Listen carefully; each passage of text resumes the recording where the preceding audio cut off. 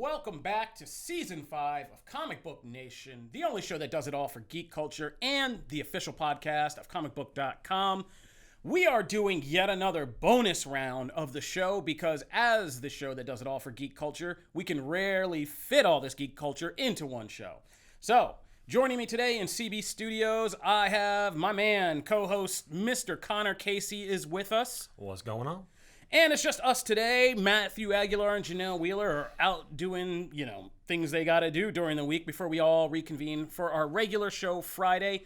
So this is a good time to tell you all to subscribe to Comic Book Nation on our YouTube page and your favorite podcast platforms because as you can see, we are not just dropping our regular live shows Friday. We have started putting out more and more bonus round content, including, if you have not heard it, our full spoilers review of The Flash, which I suggest you listen to after this if you have not listened to it yet, because this show, this bonus round, is dedicated to dealing with the fallout from The Flash. I feel so vindicated. I know. I was like, Connor, you are the man. I'm glad you are here today because you took the brave move, and I gotta give you your clout here. You took the brave move of standing in opposition to the rest of the Comic Book Nation team. We generally like The Flash, but you, like Gandalf, put down the staff and said, this will not pass. This was trash. I hated. Oh, man. There was so much we went through, and like I said, we're not going to rehash it. Go listen to the spoilers episode. It's one of our better episodes. But it seems like you are not alone on an island anymore. Nope. They had me there for a minute when I saw the headlines coming out Thursday night of, hey, it's actually trending a bit above expectations of box office. And then I hop into work on Sunday and it's like Flash flopped. I'm like, ha! I called it. And I keep seeing the Zemeckis comparisons on the CGI, which I nailed. Yeah, you did. So you nailed all of that. So congratulations to you. You are the winner of The Flash. All right. Somebody had to win that movie. Yeah, right. Oh, stop it. So The Flash has stumbled. I think the opening weekend was like, 55 million in that range? Well below even the lower projections of like 60 to 65 million. At one point, we were thinking even 70 or 80 was possible when it was kind of coming down the pike to opening weekend. But yeah, so we're here to talk about The Flash and everything that kind of happened with that and what it means, more importantly, for the future of DC Studios and the new DCU franchise. And if you can't see, our producer Peter made this excellent graphic. If you're not watching this on video, if you're just listening, in the back it's a picture of the Flash and Shazam and Black Adam, and it says, "Did this doom the DCU?" So that's the kind of crux of our little editorial discussion, and this is what we like to do in bonus rounds, is really kind of get into it, to use a succession term.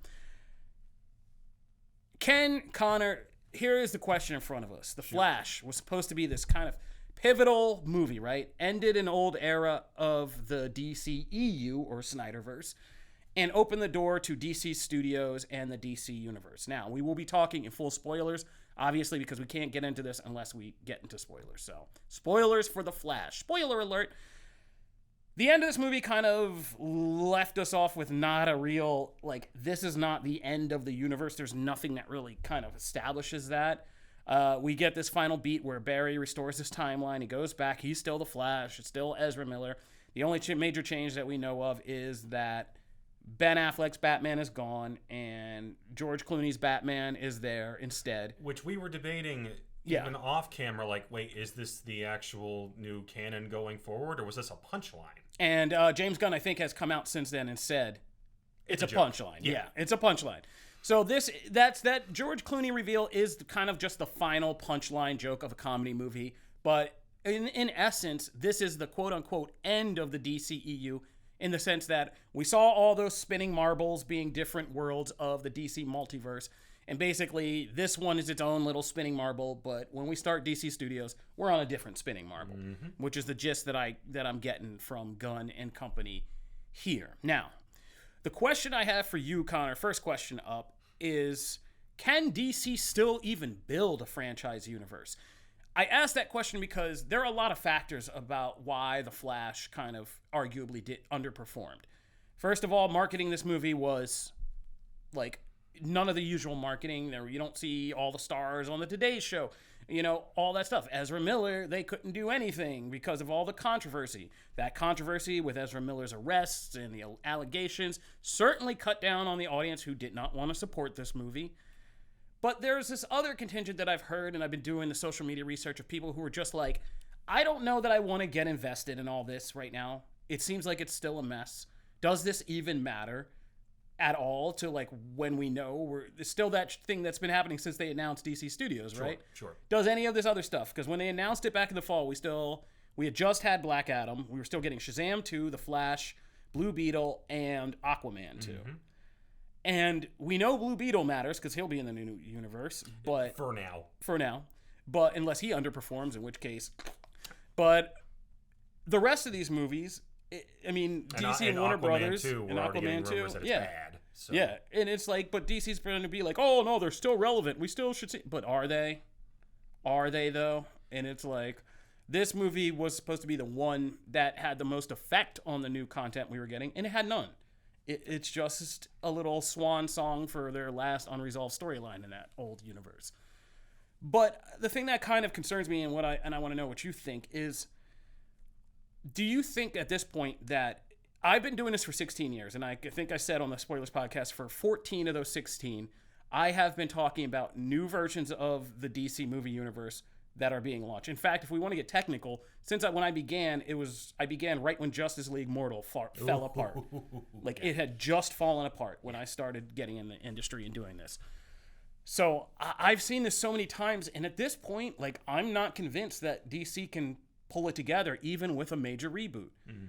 I think a big part of also what happened with Flash is there are a dedicated, let's just call a mob at this point, because they're the only ones left, of Snyderverse fans who did there was a targeted campaign to help ruin this movie.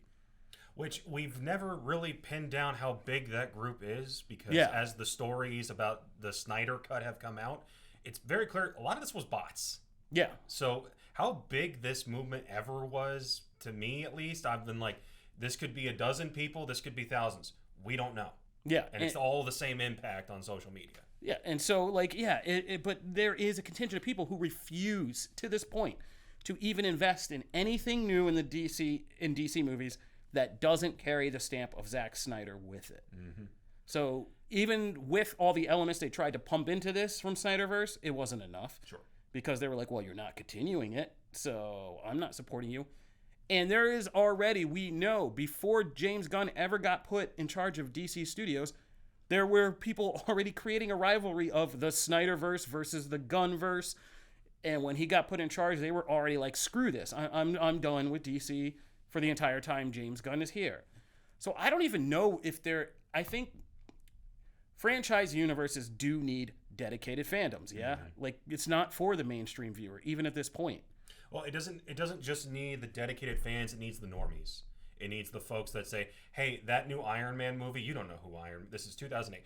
People don't know who Iron Man is, but people are saying, hey, that new Iron Man movie is a lot of fun. You should go check it out. Folks went to it in droves. It made a ton of money, and it didn't matter that this was a C-tier list Marvel character that hadn't had a film dedicated to it yet.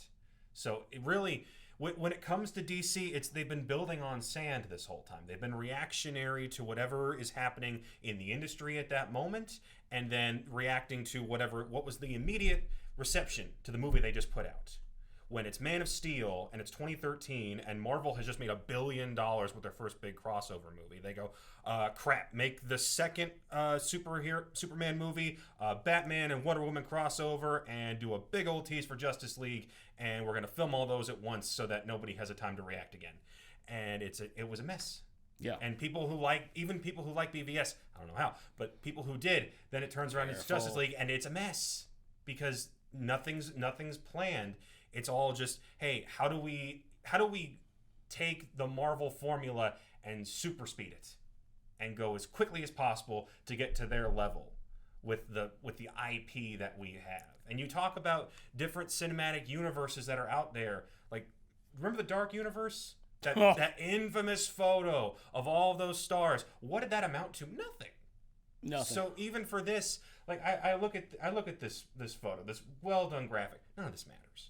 If Superman Legacy comes out in, was it 2025? Yeah. And is great, it's all back up. But then it's, hey, we've got 9 projects lined up, and aside from The Authority, I don't think any of them connect. I wouldn't be shocked if there's 0 crossover between those 10 projects. Justice League, if there is another one, was not mentioned in that list. Nope. So I think that for DCU going forward, this didn't kill it. This certainly doesn't help. The quote-unquote superhero fatigue doesn't help. But I'll counter that with, it's not people are tired of superhero movies, they're tired of bad ones. They're tired of half-baked ideas. Yeah. Guardians 3 and Spider-Verse, still, people loved them. And they made money. Yeah. And when the big top 10 lists of movies come out for the end of this year, those two are going to end up on a lot of them. Yeah. Even though they're superhero movies. If we're so fatigued, why is the good stuff still coming out and people still enjoying it and it's still making money? Yeah, I mean, I agree. I think, but I argue that I think, and you know what's sad is, shout out to my old buddies on the old Screen Rant Underground podcast, because we've been having this debate on that podcast way back in like 2011. We were having this exact debate about all the plans that DC announced for the DCEU when they created a Flash, Green Lantern movie, Cyborg movie, Justice League 1, Justice League 2, all this stuff we were going to get. Right? And I feel like we've made this amount of progress, amount of progress, right? Like, as you said.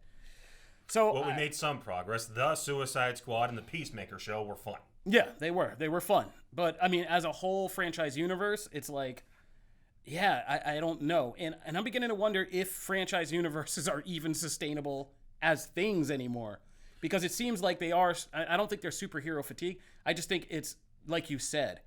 I think that after Endgame, the kind of estimation that you can just crib anything in a franchise name and sell it because of that franchise name really got burned out during the pandemic, during Marvel Phase 4, during Bob Chapek's kind of let's just flood the zone with so many TV shows, so many movies that, like you said, the quality started to dip, and people were just like, yeah, I don't care if this is Marvel, like, I'll wait for it at home. Like, I'm not going to do it. And we're finding out, yeah, that brand strength doesn't carry and guarantee box office. People care way more about quality than they do the name on the box art. Yeah. So I'm kind of wondering if DC can even do this, because it's like, where do they even go to build? Like you said, this new Superman movie, Superman Legacy, is a good example. Like, we were talking before the show and with one of our producers you guys never see, John, and we were just saying, like, that Superman movie almost needs to just not even mention anything. Like, James Gunn, we know they're going to create a sandbox. There's going to be an established history, a world already, but don't even reference it. I think you need to make every project, just like you said, its own unique hit. Not because people are coming to see Batman and a Superman movie, but because people go to see that Superman movie and they come out and, like you said, the normies start saying, hey, you hear about that new Superman movie? That one is really good. That's like it reminds me, it's the best one I've seen since like the Donner one or whatever. And then people go see that Superman movie, and that's all we talk about. Yeah.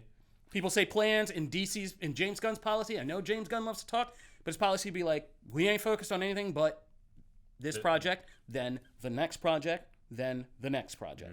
The greatest trick Marvel ever pulled was convincing you that they had a plan the whole time. Go back and watch Phase 1. And think of all the little plot threads that are hinted in different parts of those movies and go, that didn't go anywhere. The post-credit scene at the end of it, The Incredible Hulk, the second movie in this, we never went back to that. Nope. Thor's whole thing at the end with Loki and the Doctor, not really a factor in the Avengers. Yeah, the closest one that actually built up to the Avengers in 2012 was the one that came right before it. Yeah, and by that point, we had 4 movies already. So, and then once you got further into the MCU, it's like, okay, now all these things are connected and we're leading up to Infinity War and Endgame and yada yada. But when you look at things like the Dark Universe, it's so many of these ones that are pitched out nowadays where it's like, oh, we're going to have 10 movies and 5 different TV shows and they're all connected and you have to see all of them. Then they never get off the ground. Yeah. Because at least what Marvel figured out was, hey, if we make a couple of good movies and then years later say, oh, those were all connected and here's how, people got invested. Yeah. It's that simple. Yeah, and like I said, I've been doing this for 16 years. So when I started was in Phase 1. I started during Fury's Big Week was when I really started covering all this stuff. And I can tell you right now, if you want to go back, and again, shout out to my old Screen Rant Underground buddies, Phase 1 and was so chaotic with them trying to make plans, trying to get these stars locked down. The Chris Evans search was nuts. Like, we were getting calls about that for months, about finding the right Captain America. And then the reaction was, you got the Human Torch in there? Yeah, really? right. And then all the reactions to Marvel struggling because they chose very good visionary directors who all were like, now about my creative control. And they were like, ooh, this is a problem. Stop with the Dutch angles and get out of Thor 2. Get out of here. Yeah, exactly. You're out. Brana, you're out. Johnston, you're out. Louis Leterrier, thank you, but okay. And like Favreau, one more round, and then you're out, too. You're out. Like, you can stay in the third movie and then get to Star Wars. Yeah, and it's just like, they learned they had to get like up-and-comers who were more pliable, who might have had their own style, but were, more company men, used to kind of bending and shaping things according to mandates and rules. The Russos, who had done all the TV work, James Gunn, who had worked and written and been in the studio system. Who knew who Taika Waititi was exactly. before Ragnarok? And it's just like, that was a mess, and it was chaotic. And yeah, but they did the job of refocusing by Phase 2 and Thor the Dark World, and at the end of that with, okay, these are Infinity Stones, because I was at that junket in London, and I remember talking to Kevin Feige about this. It was like, okay, now we're locked in. Now we're making chess moves, and now we're going to be planning, and we figured out how to do this and to do it well. And so, yeah, I think DC just needs to kind of do that too, but I also think that they might have an advantage over Marvel, because Marvel's having its own growing pains again right now, post-Endgame, which is how to match that and make it interesting and offer us all these new characters that appeal to so many different tastes. It's kind of like this show, right? It's like we appeal, our hardest thing is we appeal to so many tastes of geekdom. We talk about wrestling, we talk about Marvel, we talk about DC, we talk about anime, we talk about gaming. Very few people can handle all of those things, And so sometimes we might lose people because of that. And then Marvel's the same way right now. It's like, yeah, the crowd that loves Moon Knight may not love Miss Marvel, may not love Secret Invasion, may not love, It's hard to be all things to all people. And so, but they're boxed in because they're in their formula. They're in what their brand expectation is, and they got to feed that. Yep. DC, not so much. We can get all the way weird with it, and I think that's a good thing. Like, we're not having problems with the Joker franchise. We're not having problems with the Batman franchise or all the other weird things that carry DC's name on it through, like, Vertigo or other projects. Black Label. Yeah, Black Label and all that. And so we've been saying this here for years. Like, Marvel might have the better franchise characters, but DC has the better collection of stories and kind of weird alternate variations like Elseworlds that come with creative concepts that you can play with. And I think they just need to do that. Focus on getting the right IPs and just making hits every single time. Then when people are begging for it in the 2030s, then you go, okay, you like all these things? Then James Gunn's Batman and Robert Pattinson's Batman and James Gunn's Superman are on the screen together, and they make $1 billion. Yeah, and it's just like that. It's a formula we all wanted all the way back to Chris Nolan in the Dark Knight trilogy when he was supposed to join with Zack Snyder and make, Bale and Cavill and older Batman guiding younger Superman and all that stuff. Man, I bet they wish they could go back to that, right? So, all right. Yeah. Do you think any other closing thoughts? Just that, like, this isn't the doom of the DCU. If Superman Legacy is bad, then this is doomed. Yeah, we screwed. But again, I think that's why you got to start spreading your bets out on the roulette table. Superman might fail, Batman might rise. Swamp Thing might rise, Waller might fail, The Batman 2 might be great, and the Gotham series with Penguin might not be. Yeah, exactly. So spread your chips out on the roulette table and focus, and don't try to turn all your hits into franchises. Just keep trying to find unique filmmakers, good things, and make stuff unique, because this genre is getting a little stale. And DC's kept it weird, so keep it weird. Also, I want to see Blue Beetle, because I feel like that's going to be like a good, like, appropriately sized superhero origin story. The problem that one runs into is that the origin story is so played out. Yeah. And that it's, what new are you bringing to the table other than, hey, it's the kid from Cobra Kai, it's George Lopez being funny with his one-liners, and it's some weird alien tech with the suit. Yeah. I don't know how you make that interesting. They're going to try. They're going to try to Iron Man it, I bet. Probably. I mean, Jaime Reyes is a hell of a pick for a Blue Beetle. I'm glad you're not dealing with Ted Cord and all the different versions we've had in the past of the, like, this is ready-made for a movie. It's this one. I'm still not really hyped for the movie because I'm just like, he's gonna be fighting Susan Sarandon. The suit's not gonna listen. Yeah, to him I mean, all the it just time. looks. I can see the plot beats as it goes, like as the commercials have come out. I've been like, and then this is gonna happen, this is gonna happen, this is gonna happen, and then you're gonna be like, okay, what's left for the actual movie?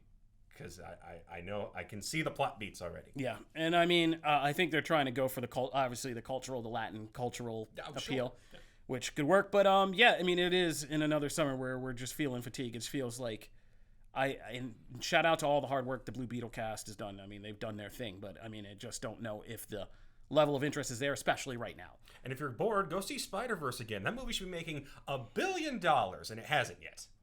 Yeah, that's true. Let's get that Spider-Verse numbers up. But yeah, the movie industry is so weird this summer. Weirdly enough, I had pleasant fun at most of these movies. I had pleasant fun at The Flash. I had pleasant fun at Transformers. I had a lot of fun at Spider-Verse. But yeah, man, the returns, the money. People are not convinced to go out and see this stuff. But yeah, Aquaman 2. Whew, what a rough movie to be right now, right? They delayed that a year, and that might have killed that movie. Yeah, I mean, it's still confusing. I mean, I don't even know what to make of that at this point. I'm still trying to figure out how the first one made $1 billion. Because every scene in that movie ends with, and then there's an explosion, and then someone walks through a wall, and then it's another explosion, and then Jason Momoa says something funny, and then another explosion. Yeah, it's weird. It's such a weird movie. It's just, again, it's like The Flash. Like, DC hasn't really made us, like, fun kind of comedy adventure movies, and I guess... The Suicide Squad. But you can't take your kids to that one. No. But, like, problem. Yeah, exactly. And Aquaman was that. It's just, like, destination to destination, you know, pit bulls, Africa, like, yeah. So, I mean, DC's just starved for just light adventure, fun movies, but even when we get them, I mean, but this one also. I also think the multiverse, and this is just getting random right now, but I think this multiverse stuff might be too comic booky for a lot of people. It doesn't seem to be catching anywhere but, like, Spider-Verse. My fear with the whole multiverse thing is that, like, even the alternative to that, which is Elseworlds, I feel like that's going to lose people because, like, I've tried to explain to my mother, who does not care about comic book movies but has seen some of them. I explained to her the concept of speeding bullets one time, which is a famous Elseworlds involving Superman landing in Gotham as opposed to Kansas. Yeah. So he winds up being Batman, but he's in the suit, but he's got the Kryptonian powers. And I explained that to her, and she goes, "That's stupid." Yeah, exactly. There I'm like, that's going to be the reaction some folks have. It's like, wait, so why are they different? I don't understand. You know. Yeah, I think we're getting too out there with the sci-fi, and I feel bad for Marvel because by the time they get to something like Secret Wars now, oof, I don't know. All those cameos might be, I mean, this Flash has really tainted the whole cameo thing from movies past, so not the hit we thought it would be. All right. That's DC. Let's just do some quick things. We are not the Marvel podcast. We have our redheaded cousin Phase Zero, who is our Marvel podcast. So we're not going to step too deep into this, but I just wanted to get some thoughts about Secret Invasion. I told you guys last week on our regular show, this is different. I know people have called it the Andor of Marvel. I'm not going that far, but it is definitely one of Marvel's most adult kind of offerings in terms of the level of intrigue, violence, and also the kind of prestige format that they're going for with this show, with the high level of acting, a lot of dialogue, and character interaction scenes being the crux of it. But if we're now talking about this, you also know there are some pretty high stakes, as we can see in this current scene of a terrorist attack. And by the end of episode 1, people and fans were left reeling because we had a major MCU death. So I enjoyed episode 1 of Secret Invasion a lot, actually. But I love spy espionage thrillers. I love scenes of spies, or other shady people just sitting in rooms, talking, doing the chess game of conversation, trying to work each other out, trying to manipulate each other, and I love that. And I like the paranoia. And this first episode also establishes some big things that have taken place in the MCU involving the Skrulls that I find very, very intriguing and a nice spin on the comic. So I like this first episode. I think I was on record. I saw the first 2. I wasn't as high on the second episode. But what did you think, Connor? I think this is the let them cook show. This is the let Sam Jackson cook. Let Olivia Colman cook. Let Ben Mendelsohn cook. Let's put them in rooms, have them do great acting, and that be it. And the whole spy intrigue and the who's a Skrull, who's not a Skrull, that's not really as interesting as just Olivia Colman gets to choose scenery for 5 minutes. And that's really enjoyable. Oh, man, you nailed it. That's what I said after the second episode. That's almost verbatim what I said after the second episode. And honestly, it's like, For me, Secret Invasion as a comic event was never as interesting as the concept presented. Some people love that event. For me, it's like this was wasted opportunity where it's like, hey, this person's a Skrull. Does that matter? Not really. We just needed to retcon a few people and have it, have one or two gut punches for certain characters. And with this, it's like this was never going to be as big as people hoped it would be. Cap isn't walking through the door and being like, surprise, I was Skrull the whole time. Like, nothing that big was going to happen with Nothing this show. yet. The stakes had to be a little bit smaller. So if all this is going to be is just a few actors I really like getting to choose scenery every few minutes or so, I'm all for it. And it gets Sam Jackson to do something fun. And there's a lot of that in episode 2. Episode 2 is pretty much the fallout of episode 1 and characters chewing scenery with each other for the episode. So I like it, and I'm going to keep watching it, and that's me on... But it's not Andor. I don't know Yeah, where no, that that's not it. comparison Yeah, came people, in. well, they just think it's because it's grounded, and they lose a lot of the fantastical stuff. It's supposed to be Andor, but they're still shape-shifting aliens, guys. Like, come on. All right, but go watch Andor while you're watching Disney Plus and watching Secret Invasion. Watch Secret Invasion, then watch Andor, and then make the comparison yourself and tell us about it. All right, finally, Comic Book Gaming hit us up because as we were coming in to record today, there was a new Nintendo Direct event, and we got to have one of our gaming people cover it. So we're just here with some quick instant reactions. We have Mr. Mark Deschamps, I believe, is in the background to join us for this bonus round of Comic Book Nation. Do we have Mark? There he is. Hi guys. What's up, Mark? Hey, what's up, man? So Hey. You covered the Nintendo Direct event today. Give us a quick instant update. What did you see? So lots of good stuff today, man. The biggest is Super Mario RPG is coming back. Fans have been begging for it on Switch for years now, and instead of just porting the Super Nintendo version, we're getting a remake. It looks like it's pretty much the same standard play, but new graphics, moderned up a little bit, something a little more approachable for people who aren't as familiar with the original game. And that's clearly the biggest. Super Mario RPG had a huge impact on the industry. It was the last Square game on a Nintendo system for a really long time. There was a big fallout between, the Nintendo and Square, and that's how Final Fantasy ended up on PlayStation. But now everybody's getting along. We've got Super Mario RPG back, and people can see what the fuss was about. So that's really cool. But it was really Mario-centric today, which makes sense considering the movie just made $1 billion. We got a new 2D Mario game coming out this year.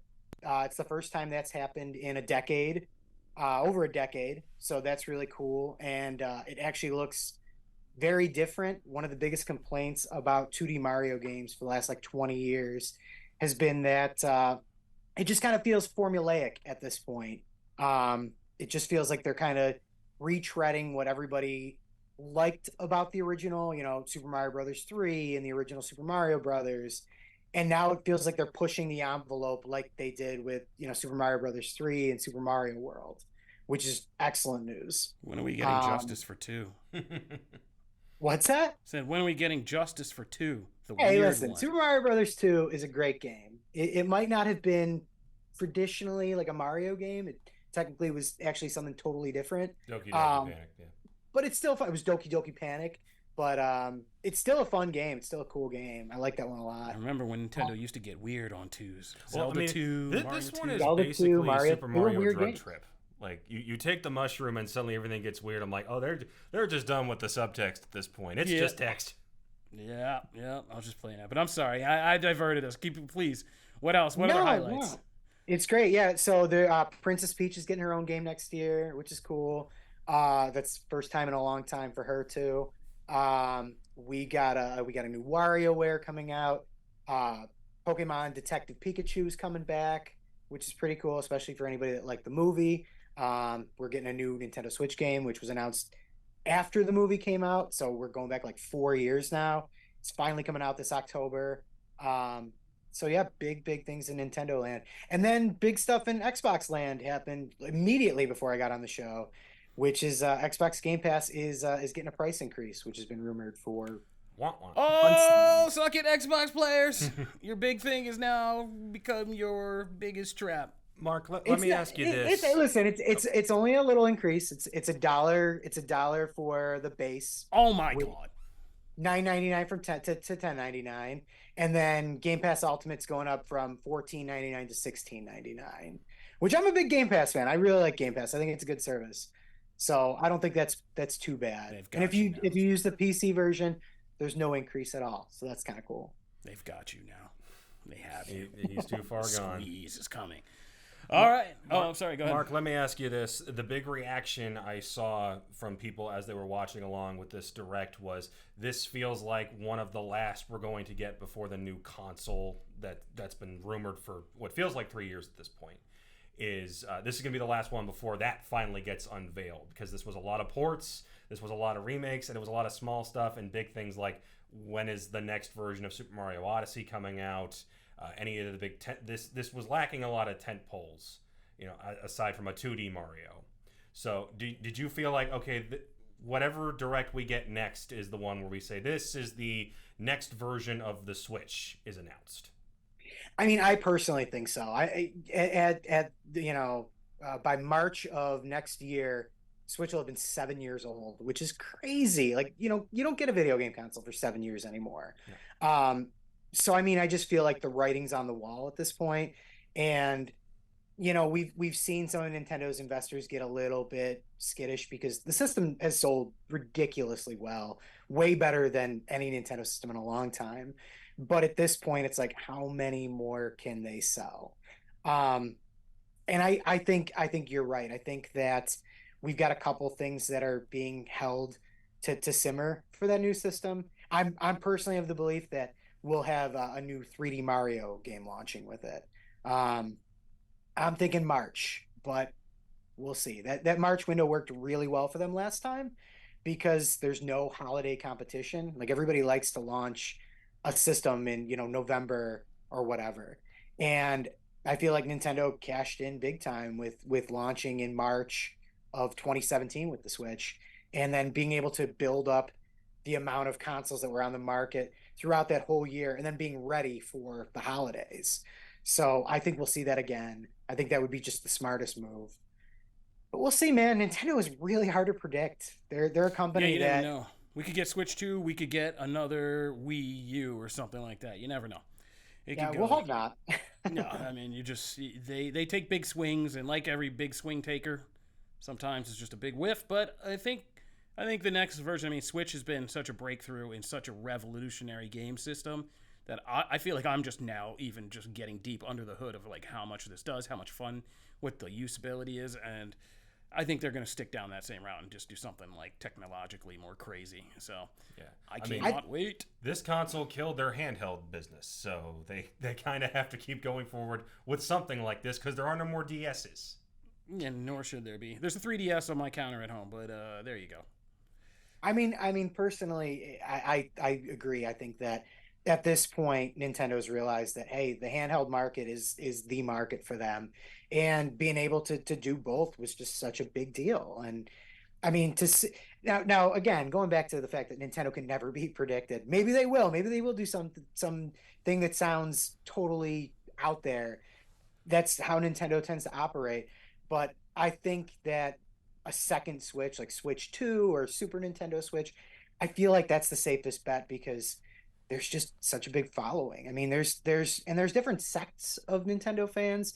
There's, the physical collectors. There's all the digital only guys.